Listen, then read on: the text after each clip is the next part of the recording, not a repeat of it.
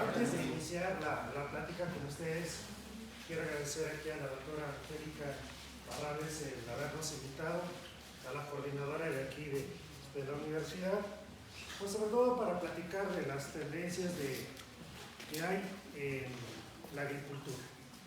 Estamos convencidos muchas veces de que para producir alimentos a veces se requieren de varios factores. Uno de ellos es que para los productores dicen, no, pues yo necesito mi semilla de maíz o necesito fertilizantes. Y con eso nos llevamos siempre. Sin embargo, hay nuevas tendencias. Yo en lo personal, ahí en la Universidad Autónoma de Puebla, llevamos con este programa que se llama biofertilizantes. Llevamos en el mercado nacional un poquito más de 35 años y de investigación, ahí en mi grupo de investigación, que es el grupo de microbiología de suelos, llevamos 40 años de investigación en la parte de estudio de microorganismos del suelo. También tenemos el concepto de que los microorganismos del suelo y en general los microorganismos son malos. ¿Por qué? ¿Qué nos causa algún microorganismo? Por ejemplo, ¿qué nos causan los microorganismos? Muchas enfermedades, ¿verdad? ¿Cómo nos damos cuenta? Por su infección, generalmente una diarrea. Y a veces nos raspamos ahí hablando de ese tipo de vida. Entonces, en el área de la salud, decimos que los microorganismos son malos. En el área agrícola, ¿habrá microorganismos malos? ¿Y habrá benéficos? A ver, denme un ejemplo de benéficos.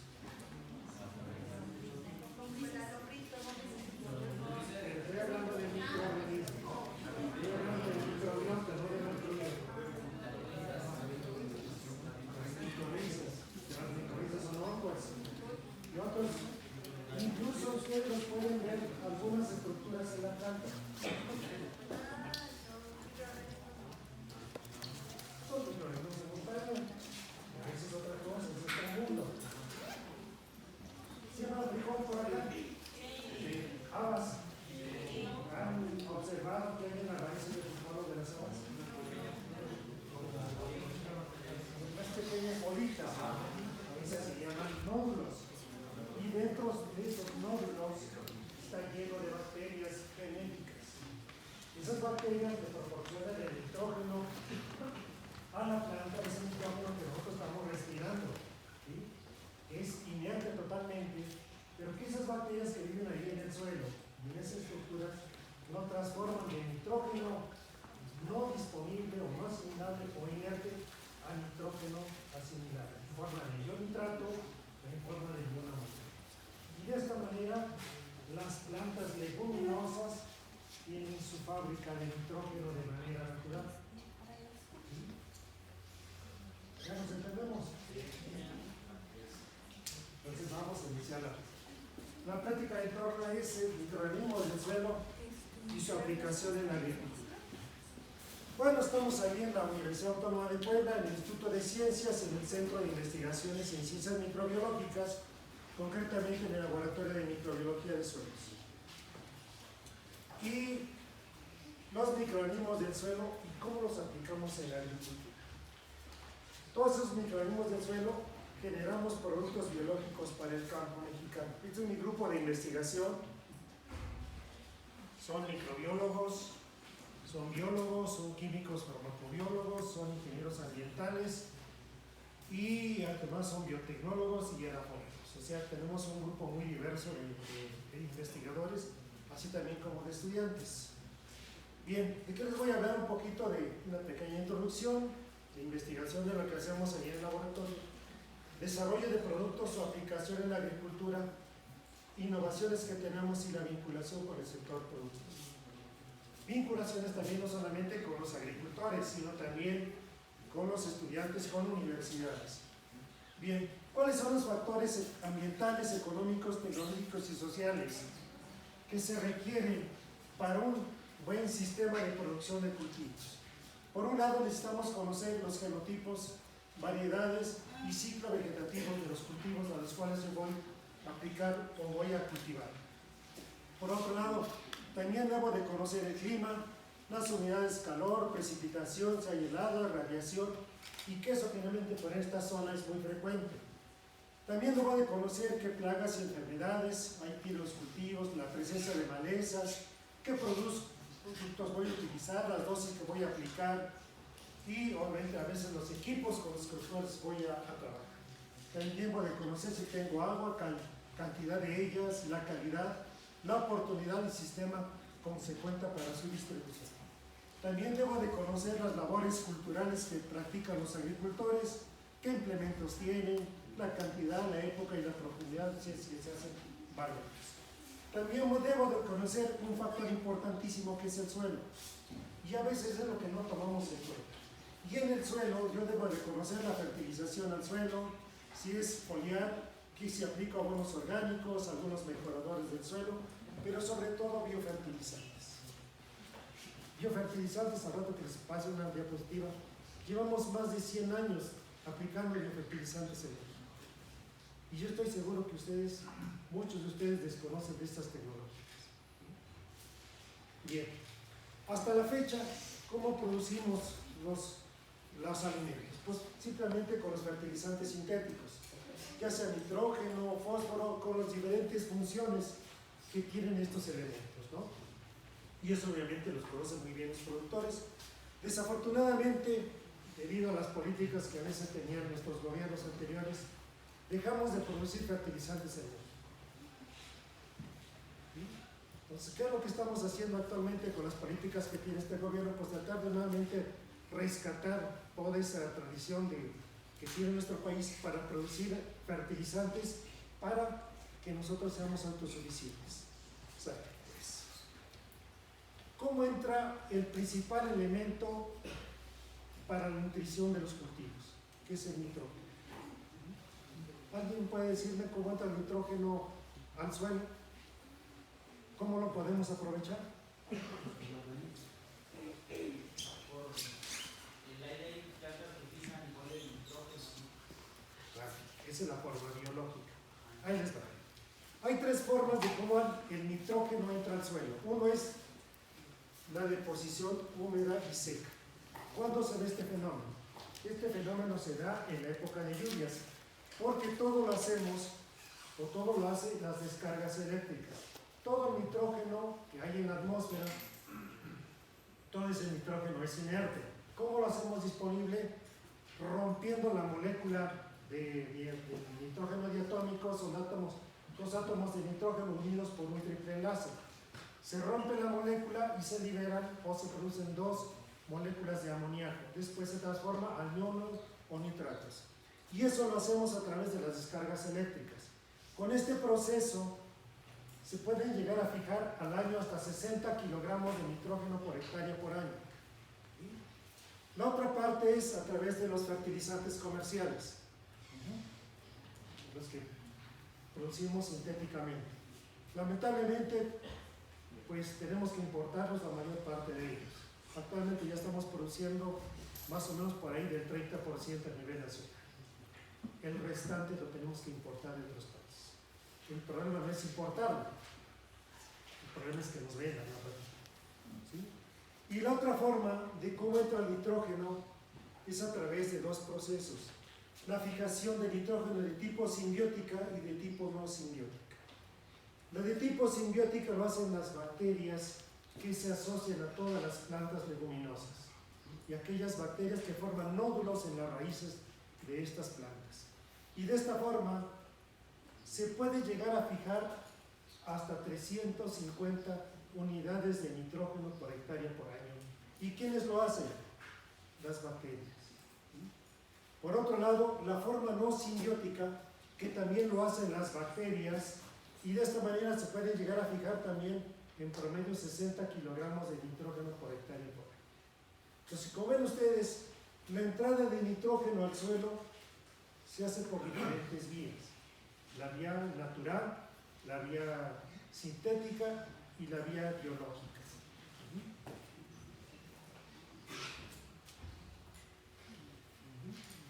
Bien, este es un ejemplo nada más. Ya me quedé un poquito corto, pero ya no quise poner las cifras Vean ustedes cómo ha evolucionado el costo, por ejemplo, de los fertilizantes nitrogenados. En 2006 costaba 3.922. En 2010, lo máximo precio que llegó fue 15.605.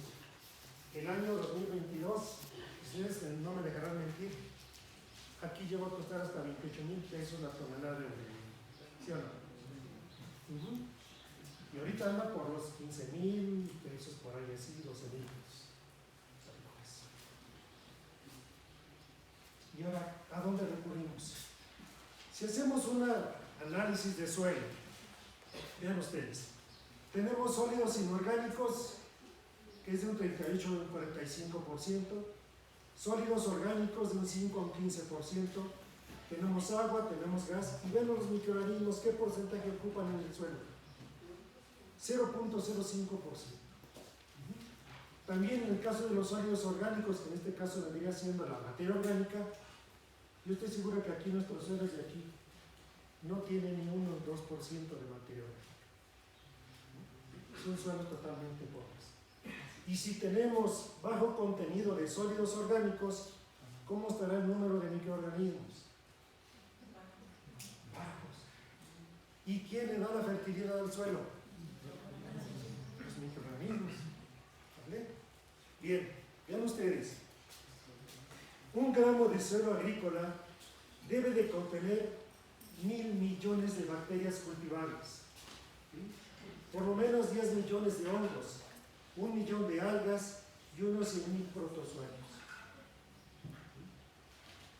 Lamentablemente, de todo ese mundo bacteriano, microbiano que existe en el suelo, pues apenas conocemos entre el 1 y el 10%. Lo demás está ahí. Desarrollan su función, tienen una actividad en el suelo, pero lo que nos interesa es conocer de todo este mundo bacteriano cuáles de ellos podemos hacer uso de ellos para el beneficio de la agricultura. Vean ustedes, si hacemos un análisis de suelo, ¿qué vemos aquí? Pues, las colonias fúngicas, aquí tenemos hongos, aquí tenemos algunos actinomycetos y aquí tenemos nomás colonias pequeñitas, son bacterias. Todos conviven ahí, convivimos diariamente con ellos. ¿Sí? Entonces todo este mundo microbiano hay que hacerlo útil para nosotros. ¿Sí? Como dicen por ahí, podemos hacer que los microorganismos trabajen para nosotros. ¿Cómo? ¿Y dónde están los microorganismos? Están allí en el suelo. Todo este tipo de conocimientos pues ha ayudado a que la biotecnología moderna se pueda utilizar como una herramienta para aumentar la productividad del campo mexicano. Aquí mencionabas a la señora, en el caso de las lombrices, es la macrobiota. Pero a veces tenemos el concepto de que las lombrices hacen todo el trabajo. Pues no. Quienes hacen todo el trabajo dentro de la lombriz son las bacterias. Lo que hace la lombriz son geófagas, comen suelo, pero quien hace todo el trabajo ya en el intestino de la lombriz son las bacterias de diferentes, pueden ser bacterias celulolíticas, proteolíticas, quitinolíticas, todas esas bacterias están ahí en el suelo. ¿Y dónde viven? En el extracto de la lombriz, en su tracto digestivo de la lombriz. ¿Vale? Pero también tenemos hongos micorrízicos, hongos ectomicorrízicos o bacterias que viven ahí. ¿Qué tenemos que hacer nosotros? Pues usar ese tipo de organismos para adoptarlas en la agricultura de México y sobre todo esto, lograr la seguridad alimentaria. Muchos que tienen que ver los microorganismos y la seguridad alimentaria, pues mucho. Es lo que vamos a ver. También, ¿por qué son importantes los microorganismos del suelo? Pues contribuyen a la formación de la materia orgánica, también ayudan a convertir el ácido carbónico o ácidos orgánicos, ¿para qué? Para la transformación de minerales. Ahorita vamos a ver un ejemplo de cómo los microorganismos transforman muchos minerales que tenemos ahí en el suelo, pero que esos minerales no son aprovechables.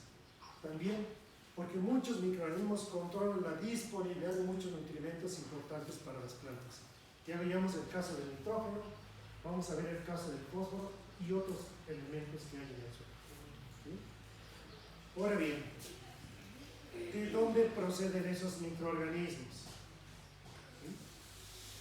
Pueden ser del suelo rizosférico, el suelo que está rodeando a las raíces de las plantas.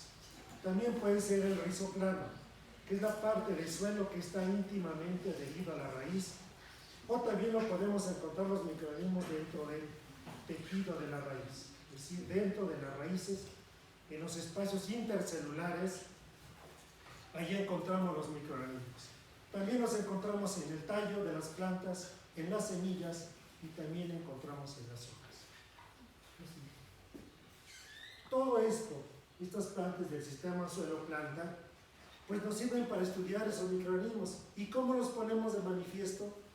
Pues nos vamos al campo, nos llevamos al laboratorio de las plantas, de ahí preparamos medios de cultivo con diferentes concentraciones de fuentes de carbono, de nitrógeno, minerales, vitaminas, y entonces ya después de muchos estudios llegamos a que tener ya las bacterias en forma visible. ¿Sí? Aquí son millones de células que están formando una colonia, como aquí tenemos por ejemplo Acuafiesta, hay muchos habitantes. Entonces está la población, ahí está, se ve pequeñita desde el cielo, ¿no? Pero la constituyen diferentes habitantes. Así estas colonias están llenas de bacterias, ¿vale? Son diferentes bacterias que hay en el suelo. ¿Cómo seleccionamos estas bacterias? Vean ustedes, tenemos que hacer pruebas de fijación de nitrógeno. Por otra parte, ver si produce sustancias reguladoras del crecimiento vegetal del tipo de las hormonas. Muchos agricultores por aquí luego le dicen, ¿sabe qué? Pues vamos aquí en Atizaco a la Santa Bárbara o vamos al sembrador. ¿Y qué se traen? Sus hormonas de crecimiento vegetal. Pero estas hormonas les deben de producir las bacterias de manera natural. También si solubilizan fosfatos, si producen algunas sustancias antibióticas como sideróforos o bacteriocinas, y también si esas bacterias que yo quiero aplicar en el campo sean resistentes a pesticidas o antibióticos. ¿Por qué? Porque muchas veces para el control de malas hierbas, para el control de enfermedades o para el control de plagas, aplicamos muchos de estos productos.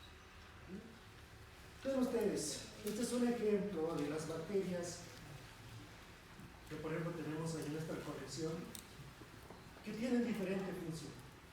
Son fijadoras de nitrógeno, otras son solubilizadoras de fosfatos, o nos ayudan al control biológico de enfermedades y otras producen hormonas. Vemos ustedes.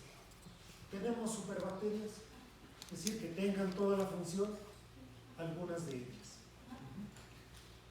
Entonces, de esta manera nosotros en los laboratorios hacemos la adecuada selección de los mejores microorganismos del suelo. Y de esta forma, pues vamos haciendo algunas pruebas. Aquí, por ejemplo, tenemos a Sulpirir, una bacteria de colección internacional y de uso a nivel mundial. Tenemos, por ejemplo, a la familia Rhizobiaceae también, y tenemos otras que nos ayudan exclusivamente al control biológico de enfermedades. Todos esos estudios los tenemos que hacer en laboratorio para aprender. Para hacer esos estudios solamente yo tengo que tener las colonias bacterianas. Aquí, por ejemplo, tengo bacterias fijadoras de nitrógeno que se pueden reproducir. Y aquí tengo también bacterias solubilizadoras de fosfatos. También las aislamos, las introducimos, las identificamos. Y antes de utilizarlas para los diferentes estudios, yo tengo que checar la pureza de los. Que solamente esté la bacteria de interés. No debe de llevar contaminantes. Y este es un ejemplo de lo que se de cómo las bacterias fijan el nitrógeno. Ven ustedes. Tenemos aquí el nitrógeno que estamos respirando, que son dos átomos de nitrógeno unidos por un triple enlace. Químicamente este enlace se necesitan equipos especiales, altas presiones, altas temperaturas, catalizadores. ¿Para qué? Para que se rompa esta molécula y forme dos moléculas de amoníaco. Y el amoníaco es la fuente principal. Se puede utilizar como tal, como fuente de nitrógeno en el suelo, o se transforma a amonio o a nitratos. Ahí tenemos el sulfato de amonio, nitrato de amonio, la urea. Nosotros en los laboratorios engañamos la bacteria. Yo le pongo acetileno y el acetileno me lo va a transformar a etileno. Y este etileno es una medida indirecta para medir en los laboratorios la fijación de nitrógeno. Y ya en los laboratorios yo tomo la colonia bacteriana, lo meto en medios de cultivo, tomo la atmósfera del vial aquí, le pongo acetileno, lo paso al cromatógrafo de gases y ya me da aquí diferentes picos de transformación de acetileno al etileno, y es una medida indirecta de medir la fijación de nitrógeno en las bacterias. También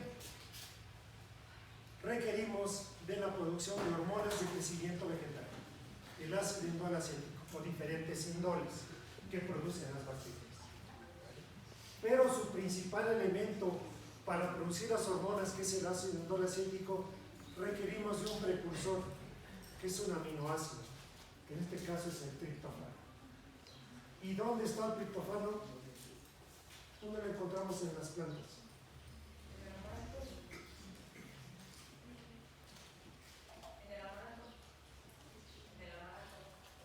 ¿Dónde? En el amaranto, como parte de la composición, digamos, de composición nutrimental de las semillas, pero nosotros no la encontramos. Por ejemplo, una semilla de maíz, ¿dónde la encontramos?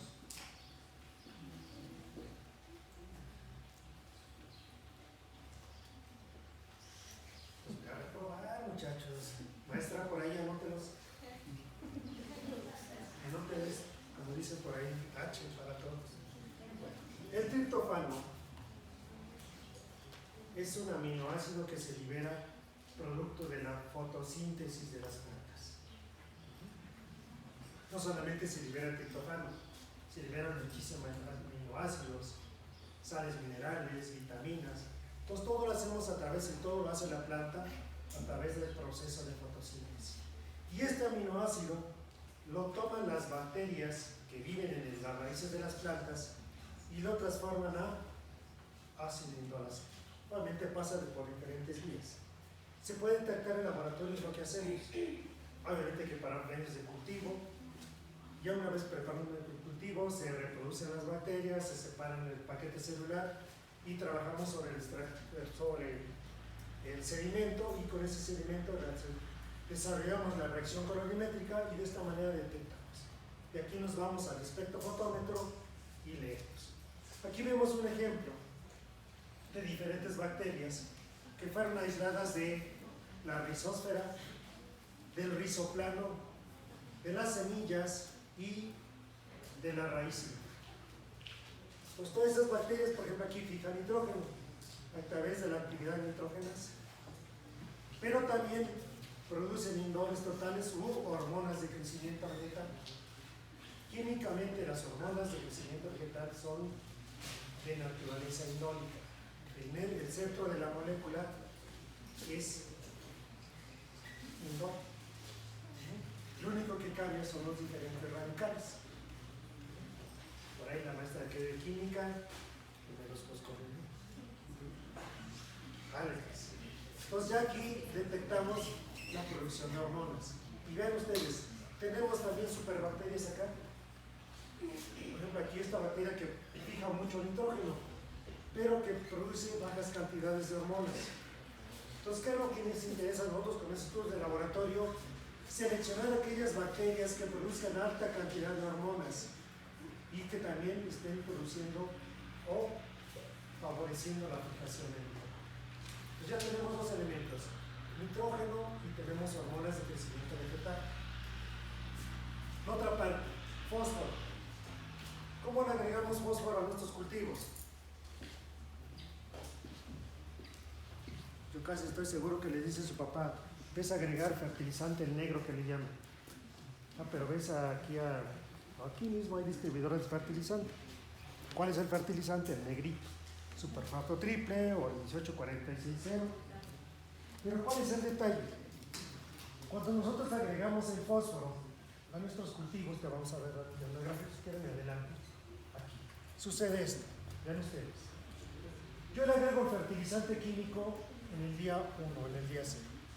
Pero resulta que los siguientes 10 días, ¿qué pasó con el fertilizante fosfatado?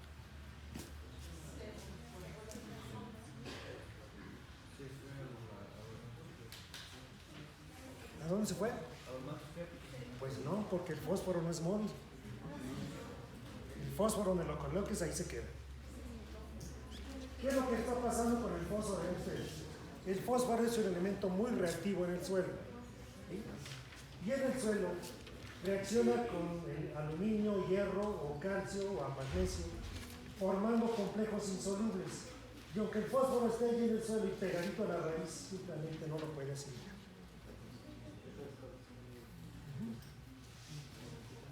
¿Quién perdió ahí? Los productores. Vamos a hacer un ejemplo. Entonces, ¿qué es lo que hacemos? En el suelo viven una gran diversidad de microorganismos solubilizadores de fosfatos. Y el fosfato lo tenemos unido al aluminio o al hierro en suelos con pH ácido, característicos de esta zona. Aquí tenemos suelos ácidos. Y también en suelos alcalinos están unidos los fosfatos al calcio o al magnesio. Para poder liberar estas moléculas necesitamos forzosamente de las bacterias que producen ácidos orgánicos o enzimas fosfatasas, y de esta manera liberan los fosfatos para tenerlos disponibles de forma monobásica o diácida. Y de esta manera el fósforo pueda ser asimilado por las plantas. Pregunta para ustedes: ¿dónde utilizamos el fósforo? Nosotros, ¿dónde lo utilizamos el fósforo? Sí, está bien, formando parte del cuerpo, pero ¿dónde lo utilizamos diariamente? Esa respuesta es la clásica. ¿Dónde lo utilizamos? En todo momento necesitamos energía. ¿De dónde procede la energía? Maestra, por favor, anótenos por ahí. Las macromoléculas, el ATP. Y el ATP, para que se forme, necesita forzosamente de estas moléculas: del fósforo y del fósforo que está en el suelo. No hay de otra forma. Ya el fósforo asimilado por las plantas ya pasa a formar parte de diferentes moléculas fosfatadas. ¿Sale? Y lo encontramos principalmente en el ATP. ¿Vale? Así que nos vamos a regresar a la primaria. Entonces, ¿sale pues? Entonces, esto es lo que le pasa. Ahora voy a hacer un ejemplo. Vean ustedes nada más. Cuando no hacemos uso de muchas tecnologías, de todo el nitrógeno que nosotros le agregamos a las plantas, ¿cuánto absorbe la planta?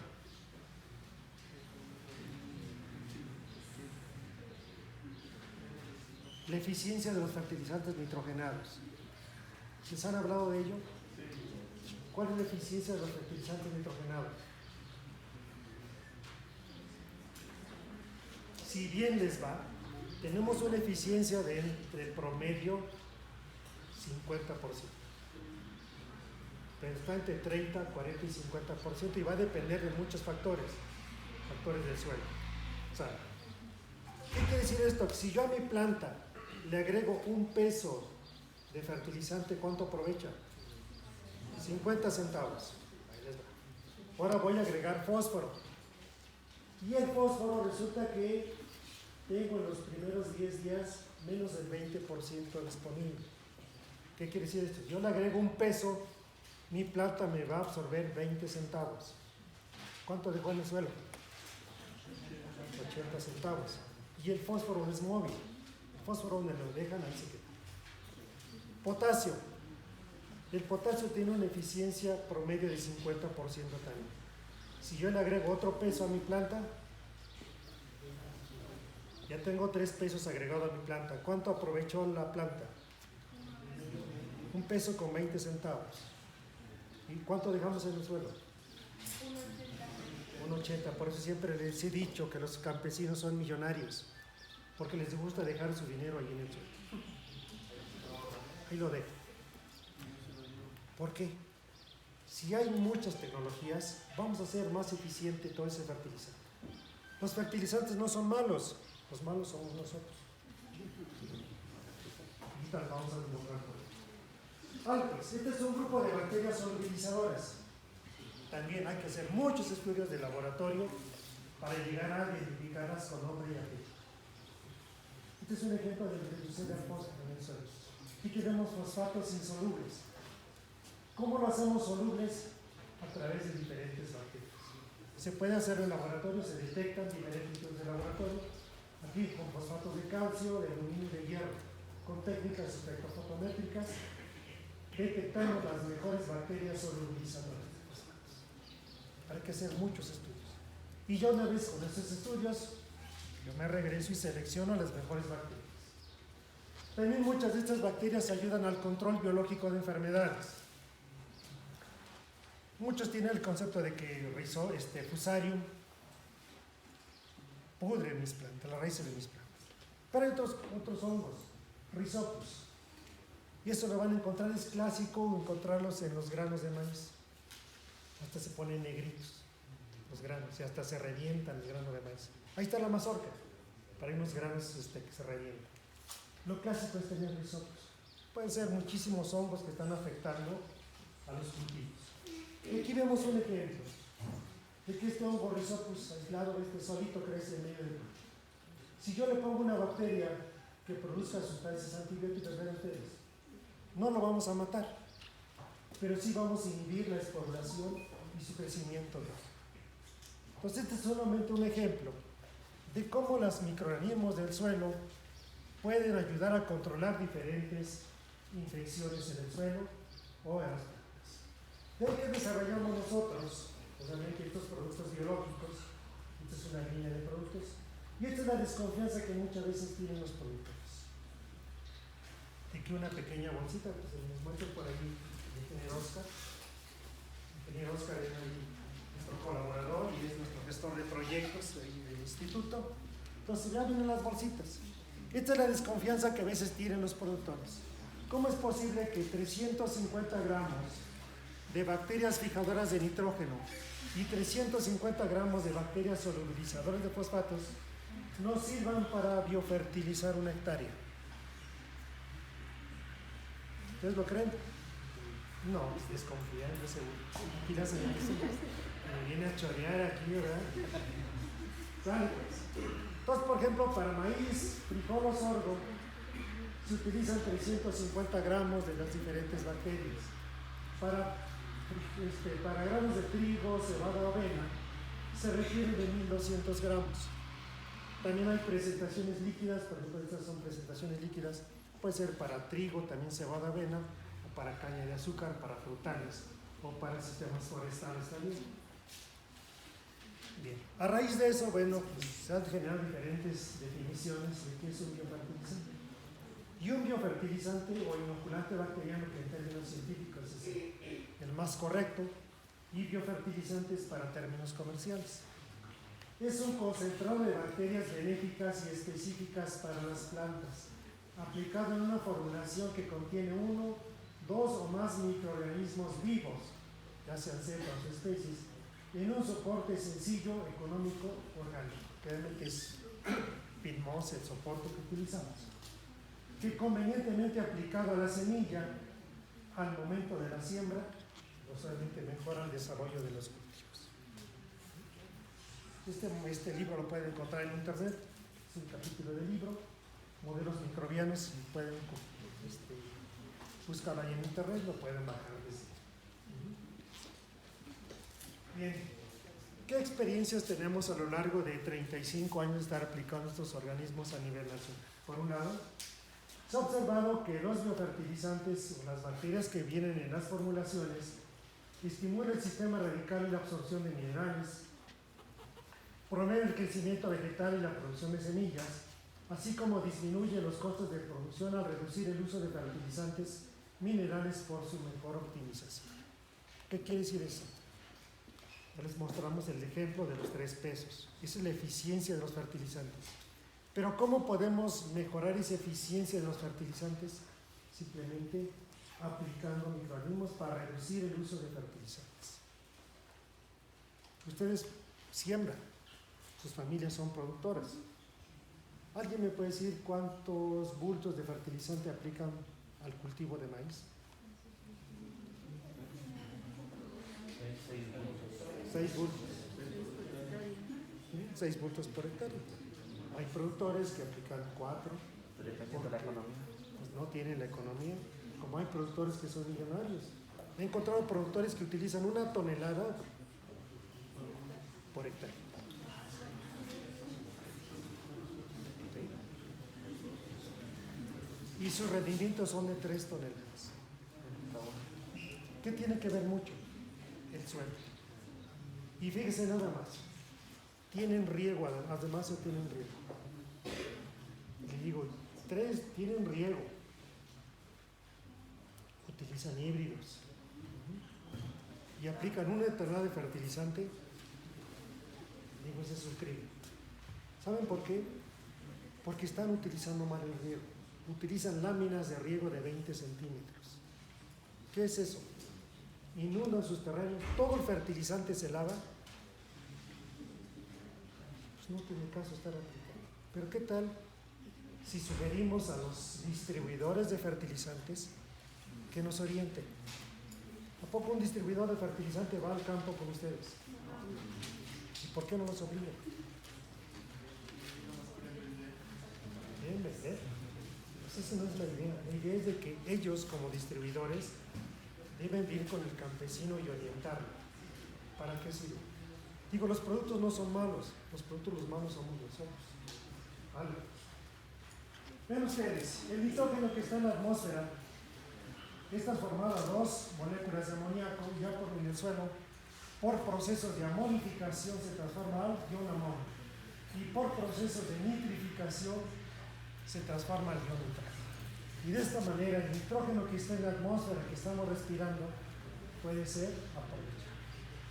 Pero aprovechable solamente en vía natural, vía sintética o vía biológica. Para aplicar estos productos, ¿de qué necesitamos hacer? Ya sean fórmulas sólidas o líquidas, necesitamos que contengan un buen control de calidad. Mínimo, en promedio 10 a la 8 unidades formadoras de colonias. Ustedes van a encontrar, nosotros por ejemplo en la universidad, nosotros no distribuimos productos si no alcanzan este control de calidad.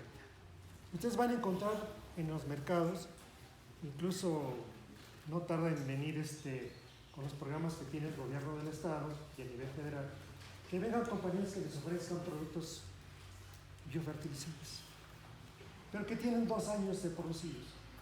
¿Saben qué tienen? Tienen de todo, pero no tienen lo que dice la etiqueta. Porque hacemos análisis en laboratorio. Entonces necesitamos asegurarnos para que un producto tenga la calidad. En su etiqueta debe decir las unidades formadoras de colonias de bacterias que tienen para que estos tengan efecto benéfico en la salud. Y antes de su aplicación en el campo, les sugiero hacer esto: un análisis físico, químico y microbiológico del suelo. ¿Sus papás lo hacen? ¿Algún productor lo hace? Pues, ¿por qué? Este análisis físico y químico sirve para conocer el estado nutrimental de nuestros suelos. Y en función de eso, yo digo, ¿sabe qué? Mi suelo tiene tanto de nitrógeno, tanto de fósforo, tanto de potasio, y yo quiero alcanzar un rendimiento de 3, 4, 5 toneladas, entonces yo interpolo y digo, ¿sabe qué? Yo quiero aplicar tantas unidades de nitrógeno en forma de fertilizante. Por eso es que muchas veces agregamos el fertilizante como locos. ¿A qué tanto? Agrégale un puño. Y todavía le dice el señor, échale más porque no va a alcanzar. Entonces, muchas veces no sabemos también manejar esos productos. ¿Y quién no debe de hacer eso? Los distribuidores de fertilizantes. Estos análisis de suelo son primordiales y por otro lado para conocer el mundo microbiano que está ahí. Ya veíamos al inicio qué población de microorganismos debe de tener estos suelos. Y los suelos de esta región son pobres en microorganismos. Si son pobres en microorganismos, ¿cómo está la fertilidad? Baja.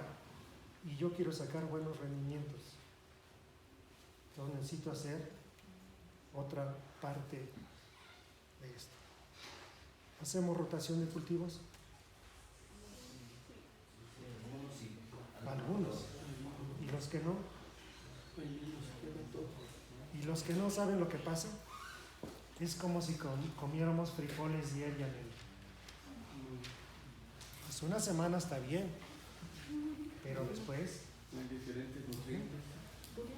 no hay movilización principalmente de los microorganismos. Recuerden ustedes que la fertilidad de un suelo está en función de los microorganismos.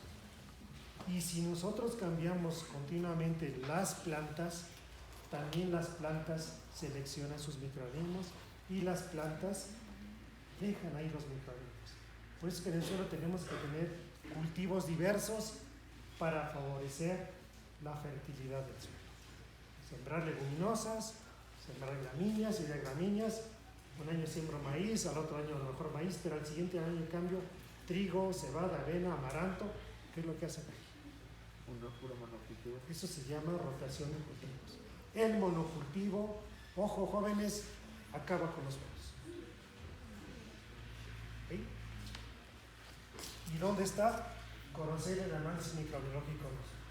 Y ya después de eso, obviamente, ya si conozco mi tipo de suelo, qué variedades voy a sembrar, qué bacterias voy a utilizar, qué dosis voy a aplicar de fertilizante, qué método incluso de aplicación de fertilizante. Muchos campesinos ya se les hace fácil. Está el cultivo, agarran la manta y van tirando al boleo. Bien, pero tiran al boleo y ahí lo dejan. Todo se perdió. Incluso si llegan, la aplican en la mata y ahí lo dejan. El otro día viene el tractor, ese día no pasó. Pues ya se perdió todo el micrófono. Dale. Y finalmente hacer un estudio de factibilidad económica. ¿Cómo se aplican los productos? Vean ustedes. Tenemos aquí nuestro maíz, sean híbridos, criollos, que el productor tenga. Y sobre todo, si ahorita hay el programa de rescate de maíces nativos, con eso se utilicen. Todo eso se puede.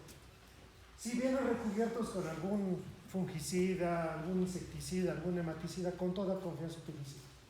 Las bacterias que vienen en las formulaciones ya fueron probadas en laboratorio para ver si no le afecte su actividad fisiológica. Y una vez que ya tengo ahí mi semilla a la sombra o bajo un arbolito o en la casa, yo lo preparo desde la casa, le agrego una solución adherente, que es una taza de azúcar en medio litro de agua. Ese adherente le aplico sobre la semilla y le aplico nada más la cantidad para humedecer la semilla. No la voy a mojar, la voy a humedecer. Entonces le aplico un poquito nada más de esa solución azucarada a la semilla, abro las bolsitas de biofertilizante y mezclo sobre la semilla. Y ya mi semilla, ya inoculada, ya siembro como costumbre. Desde la maquinaria más sencilla hasta la maquinaria más sofisticada. Ahí en esa imagen, el colorante es el que tiene un tratamiento de la semilla. ¿No hay una contraindicación de aplicar las micorrizas o el vinculante con la semilla ya tratada?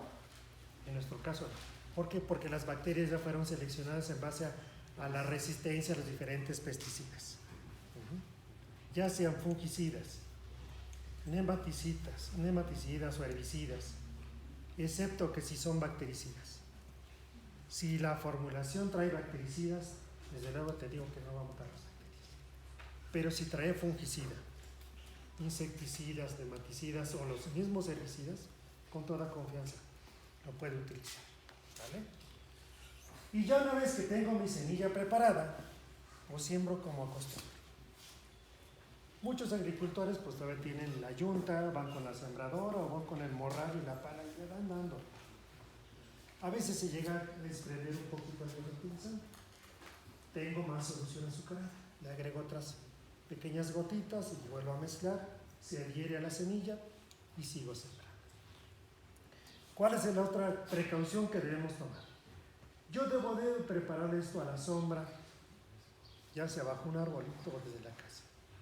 Porque recuerden ustedes que los rayos del sol son rayos ultravioleta y esos rayos ultravioleta me pueden matar las bacterias. ¿Sí? ¿Sale? Bueno. ¿Qué ven aquí ustedes?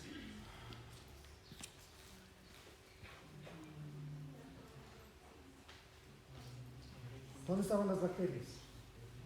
Aquí estaban en la bolsita, ya se las coloqué a la semilla. ¿Y ahora dónde las tengo? La tengo aquí en las raíces. Esta es una fotografía por microscopio electrónico, ven ustedes. Aquí está la raíz, estas son las células radicales. Y aquí están las colonias bacterianas que yo le coloqué. Estas bolitas pequeñas que ven son las células bacterianas. Y aquí es lo que se llama una simbiosis. Son simbiosis benéficas. Hay simbiosis que no son tan benéficas. Entonces esta simbiosis benéfica viene aquí porque las células radicales la planta comienza a fotosintetizar compuestos. ¿Y dónde los va a liberar? A través de la raíz. Y a través de la raíz, estas bacterias van a servirles como fuentes de carbono, fuentes de nitrógeno, de minerales y de vitaminas. Y entonces, desde este momento, las bacterias comienzan a aportar el nitrógeno, comienzan a solubilizarse fosfatos, comienzan a producir hormonas. ¿Sí? ¿Y cómo vemos la diferencia? Ven ustedes. Estas raíces son pelositas, no tienen nada. Estas raíces tienen las bacterias. Vemos el grosor que es diferente. Ven ustedes. Y hago un acercamiento de esa raíz. ¿Cómo se ve la raíz? Cubierta de vellosidades, que son los pelos radicales. Esas vellosidades son producto de que las bacterias están produciendo las hormonas de crecimiento vegetal que van a inducir a la proliferación de las células radicales y a la formación de vellosidades que son los pelos radicales. Y estas vellosidades son las importantísimas ¿para qué? Para la absorción de agua, nutrimentos y toda la nutrición de la planta. ¿Ven ustedes? Este es un ejemplo de plantas de maíz sin bacterias y plantas de maíz con bacterias. Es la misma planta, misma semilla, todo bajo las mismas condiciones. 45 días. ¿Hay una diferencia? ¿En dónde?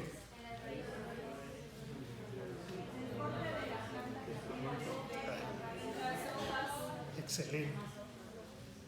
Entonces aquí están los beneficios de aplicar la biología. Esta imagen fue de 1985. No conocíamos las computadoras, nada de esas cosas. Pero ya teníamos equipos en los laboratorios. Entonces, vean ustedes. Ahora, en el campo, ven ustedes. Plantas de maíz sin biofertilizante y plantas con biofertilizante. Es la misma, el mismo terreno. Un surco y el otro surco. Ven ustedes. Si tenemos suelos de ladera, esto sí, muchísimo. ¿Por qué? Porque hay un anclaje de las raíces al suelo que permite que el suelo no se pierda fácilmente. Ven ustedes estas que es la Sierra Norte de Puebla, plantas de maíz sin biofertilizante y plantas de maíz con biofertilizante. Notes aquí el grosor de los tallos en diferencia de estas. ¿Qué le interesa al productor? Sin biofertilizante y con biofertilizante. Mayor crecimiento de la mazorca. Está la mazorca limpiecita, completa. Y ven ustedes aquí, crecimientos de algunos ejemplos de resultados. Por ejemplo, aquí en San José Teacalco, de 4 toneladas con 100% de fertilizante químico han pasado hasta 5.3 toneladas, con solamente el 50% de la fertilización sintética. En Sonora de 4 han pasado a 5.2, en Guerrero de 3 toneladas han pasado hasta 4.5 y en Oaxaca de 3,5 hasta 5 toneladas. Todo es temporal, nada de riego. Y aquí cuando incrementan la producción, ven ustedes, se ahorra la fertilización química, 50%. Aquí en la zona de Puebla, San Juan Atenco, Ciudad Serrana, Cajete y Mazapiltepec, promedio de 3,5 han pasado a 4.3, o en Mazapiltepec de 3,5 han pasado a 5 toneladas. Mazapiltepec, quítase, cerquita. Son datos, estos datos son de los productores, ¿vale? En la parte sur de aquí del estado de Puebla, ven ustedes, en 6 hectáreas densidad de maíz, ven ustedes, en 2005, 2006 producían 38 y 59 toneladas de silo, sobre todo para los que tienen ganado, con 5 toneladas de fertilizante químico. De 2007 hasta la fecha, 98, 124, 129 toneladas de silo en esas 6 hectáreas. Pero ¿cuál es la ventaja? La reducción de la fertilización química. De 5 pasaron hasta tonelada y media. Pero ya aplicaron ¿qué? Los biofertilizantes. Esto es en el Valle del Yaqui, en ustedes. Ahí, con biofertilizante rendimiento de 5.2 toneladas, con su testigo de ellos sobre lo que hace tradicionalmente 3.7 toneladas. Hubo un incremento de 1.481 kilos, que en esto representó un 28% de incremento, y no más por estos 1.481 kilos fueron 5.183 pesos más de ganancia. Díganme ustedes, aquí le pregunto a la señorita, ¿para qué te sirven 5.183 pesos? No lo veas como estudiante, velo como ama de casa.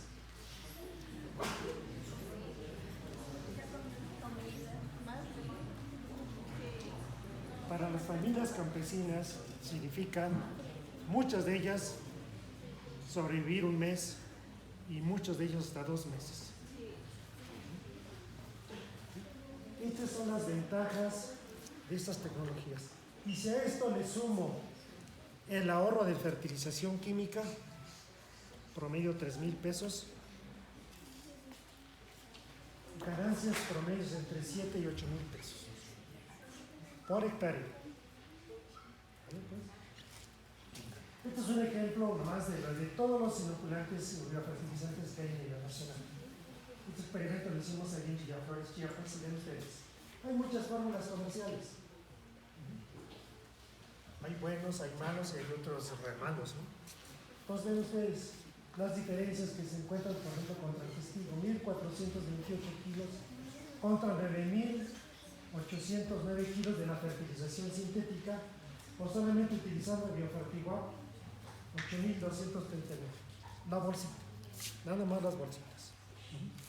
Esto lo hicimos con el programa Masagro y juntamente con CIVIC.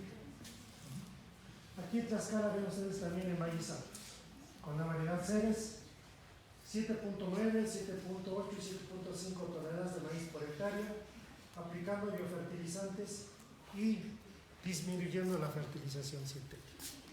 Aquí en San José Tecal. No sé si conoce por ahí. San José Tecal.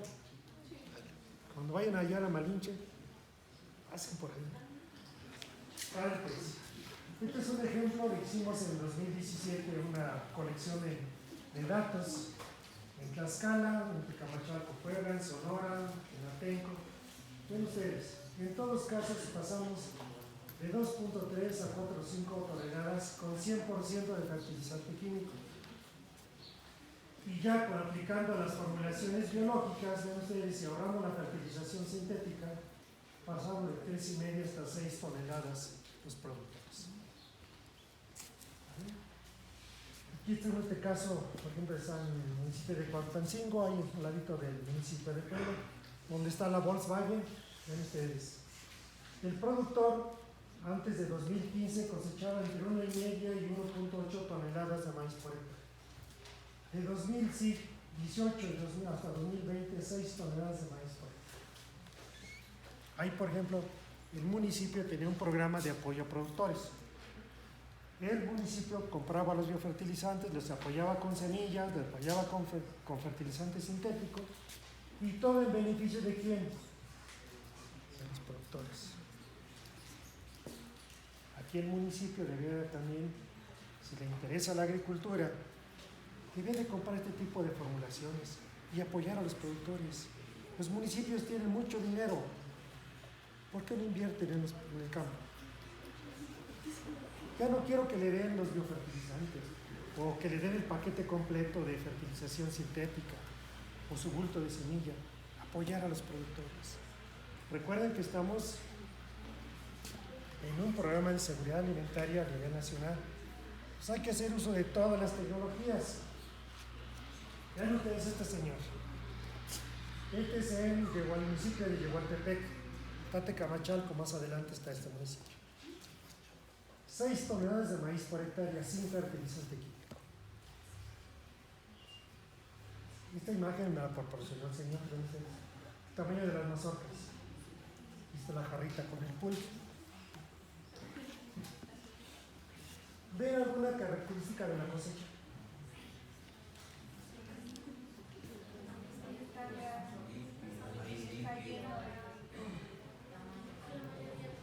Ya les dije, maíz limpio, el tamaño de la mazorca. ¿Hay molcatitos? Ahí les va la regla del productor. El productor me dice, ¿sabe qué, maestro? Estoy bien preocupado. Pues tiene 6 toneladas. ¿Qué le voy a dar de comer a mis marranitos? Porque ustedes saben que todas las familias del campesino tenemos agricultura de traspatio, ganadería de traspatio, que tenemos el marranito, los chivos, los guajolotes, las gallinas. ¿Y qué les damos? Lo podridito. Nunca les damos maíz bueno. Seamos derechos. Entonces, el Señor estaba preocupado. Vean ustedes. Estas plantas que están aquí, estas mazorcas, son producto de esto. Este es el cultivo de maíz. Y vean ustedes esto. Esto es lo que queremos. Que nuestras plantas de maíz tengan un gran volumen de exploración de la planta en el suelo. ¿Dónde aplicamos el fertilizante? Si aplicamos el fertilizante al momento de la siembra, aquí tenemos nuestra semillita original, aquí está. Y generalmente si aplicamos con fertilizante con maquinaria, ¿dónde está? Aquí a un ladito de la semilla. Pues aquí está el fertilizante.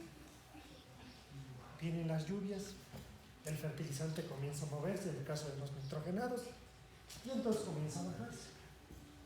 Si hay exceso de humedad, pues el fertilizante se lava y se pierde. Pero ¿qué pasa si tenemos este volumen de raíz? Lo va a aprovechar la planta. Eso es lo que se llama un efecto esponja.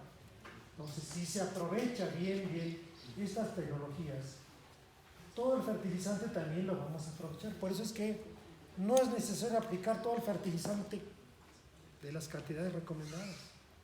Pues podemos disminuir la fertilización utilizando esto. ¿Por qué? Porque todo el fertilizante se va a aprovechar. El fósforo se va a quedar aquí, porque ese no es móvil. Necesitamos en promedio una lluvia de 800 milímetros por año para que se mueva 1 centímetro en el suelo. Y ustedes se van a dar cuenta, si ustedes van al campo, ya terminó el ciclo de cultivo, viene el barbecho, a veces salen todos los gallos o la planta, y ahí está el fertilizante, todavía está ahí, si no hay buena humedad. Pues ahí se quedó el fertilizante, pero sobre todo el fósforo. El nitrógeno se movió, pero el nitrógeno, si falta agua, ¿dónde se va? Se va a la atmósfera. Sufre un proceso que se llama desnitrificación, pérdida del nitrógeno. Ven ustedes. Pero si tenemos un buen sistema radical, aprovechar. Y luego, si aquí tenemos el fósforo, vienen las raíces adventicias y por intercepción radical se aprovecha. Este es el valle del Yaqui, ven ustedes, también ahí están preparando el arbolito, la semilla de trigo, aquí tenemos el trigo ya inoculado, aquí lo están aplicando. Ven ustedes, fertilización recomendada 7.8 toneladas de trigo por hectárea.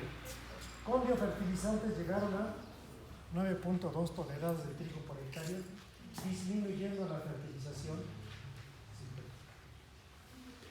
Aquí en la escala ven ustedes también trigo la aplican, aquí están los sembradores, llenan la tolva, le aplican una capa de biofertilizante, le agregan la adherente y vuelven a mezclar.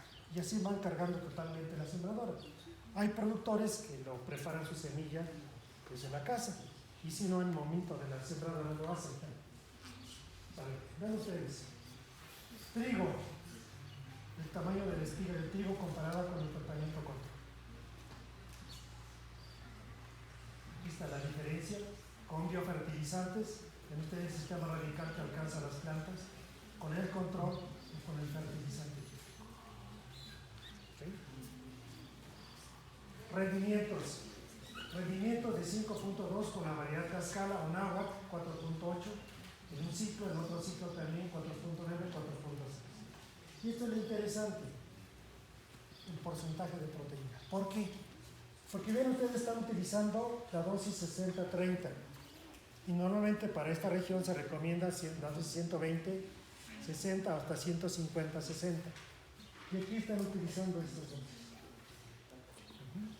Entonces ven ustedes, la calidad de la proteína se mantiene, incluso se incrementa, porque estas variedades están entre 11 y 12% de proteína, lo que reportan los generadores de estas variedades. Y vean ustedes lo que se está encontrando: 12-24, 14-55, 13-22, 13-15. Para decir que les engaño. Cuando el productor entrega al molino San Blas, ven ustedes, hacen sus análisis de proteína. Vaya a Tlaxcala, proteína, ¿cuánto? 12. ¿Y en otro? Náhuatl, 14.55. Son datos del molino, no son datos míos. Obviamente corroboramos nosotros en los laboratorios que tenemos ahí la calidad de proteína. También, ¿cuál es el problema de que en muchos años ya no se sembraba trigo aquí en el valle? La alta incidencia de enfermedades fúngicas. ¿Por qué? Porque nos trajimos trigos del valle del Bajío, todos enfermos. Perdón, pero conozco mi país. Todos enfermos, y aquí lo trajimos y aquí se reprodujeron las rollas de manera indiscriminada. Pues que nos dimos a la tarea de buscar bacterias que nos ayudaran a disminuir el daño foliar. Vean ustedes, aplicando diferentes bacterias, disminuimos el daño foliar en 81, 84, 77, 80%. Comparada con la fertilización sintética, que se presentan los daños foliares en 36 y 26%. Aquí disminuimos los daños foliares y los rendimientos también se incrementaron de manera significativa comparado con los tratamientos fertilizados químicos. En cebada también se ha hecho, de ustedes los rendimientos que se alcanzan. Aquí es aquí en Oyameles. Y también en avena. En avena, que puede ser un cultivo alternativo para aquí los productores de la región. Y es mucho más productiva, más rentable sembrar avena. Porque incluso pueden sembrar ahorita en las primeras lluvias, cosechan en agosto, siembran otra vez y están cosechando en octubre. Entonces, vean ustedes, tenemos ahí la avena, tenemos las fórmulas preparadas, aquí lo tenemos en garrafones o en litros. Tenemos aquí nuestro adherente, que es un poquito de melaza. Le agregamos a la semilla, mezclamos y ven ustedes lo que se observa. Mayor cantidad de brotes. Ven ustedes el volumen de suelo que alcanza una mata. Sacudimos la mata y ven ustedes todo el suelo que se adhiere ahí. Y ven ustedes el volumen radical de las matas de avena. ¿Sí? Este es solo otro ejemplo de lo que hacemos en Chihuahua, también con cultivo de avena, la fórmula Bioradix, 4.04 toneladas de avena contra Biofertiguat trigo, 5.6 toneladas, o micorriza 4.0.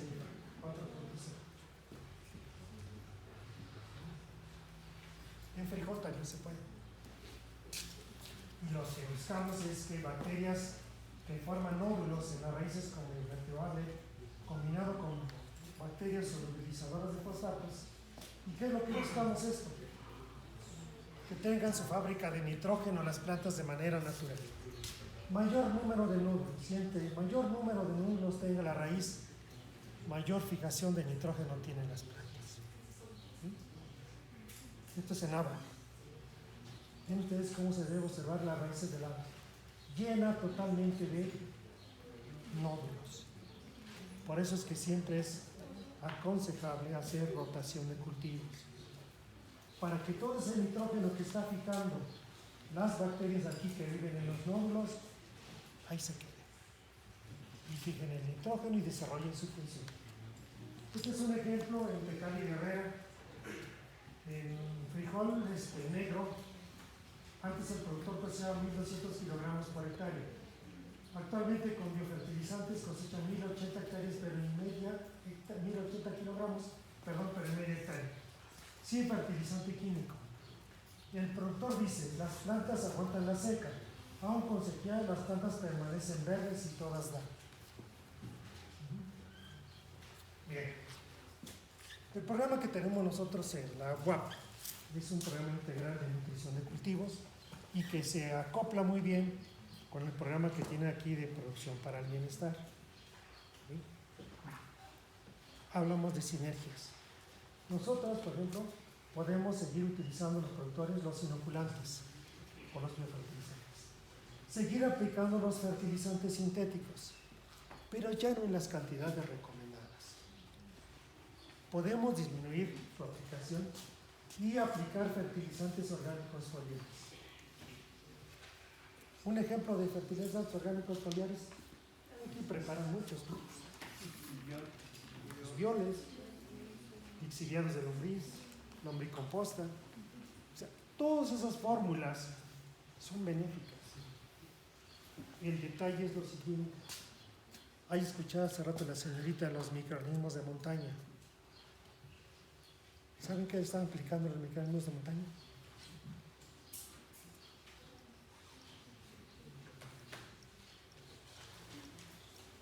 Dicen que son benéficos, sí. El detalle es qué microorganismos yo estoy reproduciendo. Yo los bajo de la montaña, a lo mejor traigo micorrizas, me traigo otro tipo de organismos, pero también me puedo traer patógenos. Porque todos convivimos en la naturaleza, todos convivimos, buenos y malos. Entonces ahí también podemos estar reproduciendo organismos benéficos, pero también patógenos. Mucho ojo con eso. Quien nos promueva debe de asegurarnos qué organismos estoy reproduciendo en ese sistema. Ya sé que si tengo lixiviados, ya sé que son productos de la desintegración de la materia orgánica.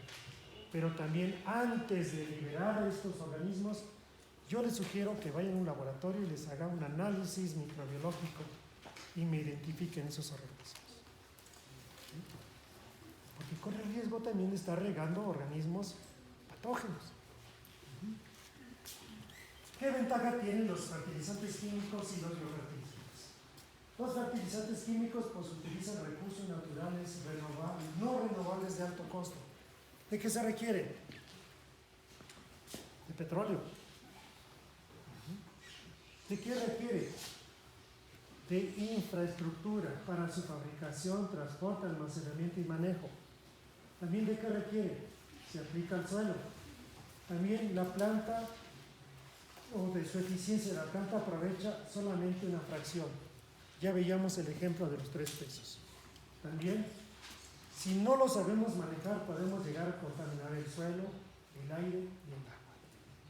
Alguien hablaba por el joven de exilicidia en los fertilizantes. La lixiviación tiene que ver mucho con el tipo de planta. No es lo mismo hablar con maíz o trigo, porque se habla de lixiviación cuando estos elementos quedan fuera del alcance de las raíces. ¿Sí? Entonces sí es lixiviación, si no es lixiviación. Si tenemos cultivos con raíces profundas, caso de, por ejemplo, la alfalfa o frutales, pues no hay lixiviación ahí. Los biofertilizantes son recursos naturales renovables de bajo costo. ¿Dónde están las bacterias? En el suelo. Con las plantas, pues las vamos a sacar ahí, hacemos estudios de laboratorio y las regresamos. Facilidad de fabricación, transporte, almacenamiento y manejo. El productor en el campo le dice a su esposa que por ahí puede echarle unos taquitos para el mediodía. El morral. El señor lleva aquí sus bolsitas en el morral y vamos, y también le ponen la coca. Entonces, esta es la ventaja de esas tecnologías.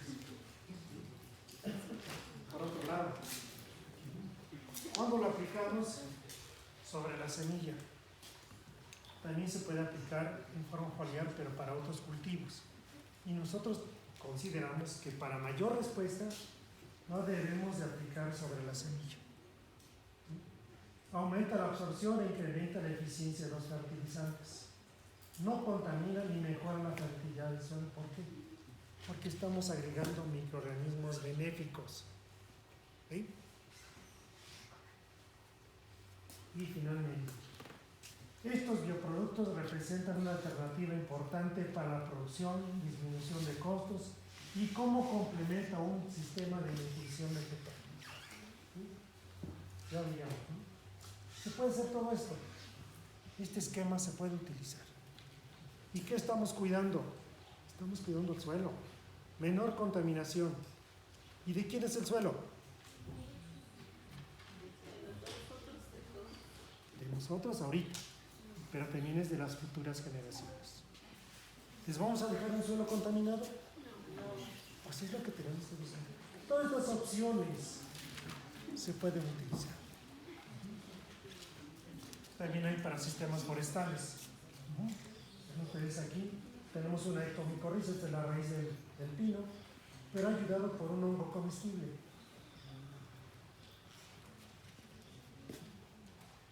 Ya viene la época de lluvias, aquí en Huamantla hay hartos hongos. ¿Qué es lo que hacemos? Vamos y les compramos a las señoras. Excelentes, son riquísimos porque yo soy el consumidor número uno. Me gustan mucho. Pero también esos hongos comestibles podemos hacerlos, se muelen, se secan, se muelen y se cuelan aquí en los arbolitos. Y esos arbolitos ya están micorrizados y sirven como extensión de la raíz para que tengan una buena sobrevivencia. Yo no critico a los de CONAFOR, pero a veces les hago comentarios porque daban trabajo con ellos. Digo, de sus programas forestales que ustedes tanto presumen, ¿cuántos árboles que plantan sobreviven? ¿Sabes que hemos plantado millones? De esos millones tendríamos 3 capas de bosque aquí arriba de nosotros. ¿Y por qué no sobreviven? Les faltan los microorganismos. No hay otra cosa. Les faltan los microorganismos. Aquí tenemos un ejemplo, por ejemplo, de la calle Lacato, un hongo muy sabroso, que lo venden ahí en el mercado, los famosos choletes. Vale, pues, combinados con fijadores de nitrógeno, solubilizadores de fosfatos. Entonces, tal cual lo hacen los viveros. Si nosotros yo le pongo bacterias, ven ustedes la diferencia.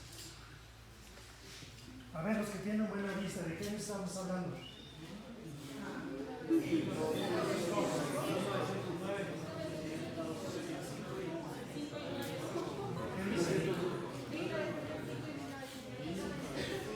Había un producto que se llamaba la nitrogen, incluso todavía se llamaba. Es para las cosechas de frijol, cava, alfalfa, garbanzo y lentejas, todos para leguminosas. De aquí es 1920. Estamos antes de la revolución. Y los agricultores ya utilizaban las tecnologías. ¿En qué año estamos? Y yo les aseguro que siguen desconfiando de la microbiología. Siguen desconfiando de las biotecnologías.